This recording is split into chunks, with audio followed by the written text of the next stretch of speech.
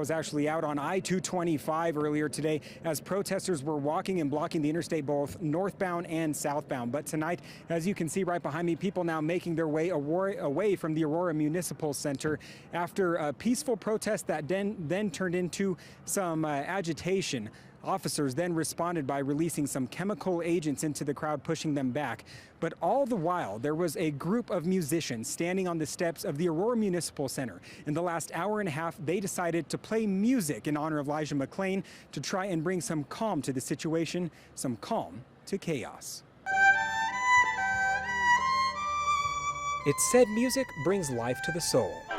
But in the face of chaos, amid calls to preserve life, and we just also started playing our instruments. After a day of protesting, calling for justice for Elijah McClain, music was the only peaceful weapon used. I would love to battle anybody with music. Before his death, Elijah McClain was a musician himself, known to play his violin for animals in shelters to bring them peace, to bring them harmony. So as chemical agents responded to advances from protesters, I believe this is something that he would love if he were here, and that he would have joined in. Philip Randall said this was the only way he could think of fighting for justice. That could have been me. We need to be able to walk without having to fear. We're here being peaceful, doing what America was supposed to be about, that we can have a disagreement. Remember, as cries for accountability were met by warnings to retreat, move back. This is the lawful order. A song of peace played even louder. If you can come to a place where music is keeping you at peace, so you should. We got one job. We got to keep peace. We're all human.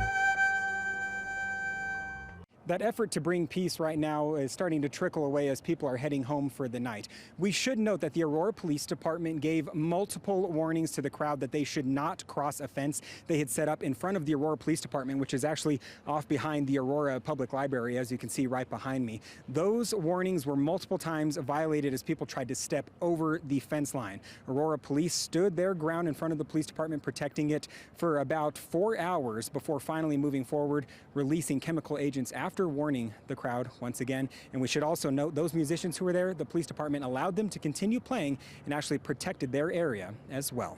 Live in Aurora tonight, Dillon Thomas covering Colorado First.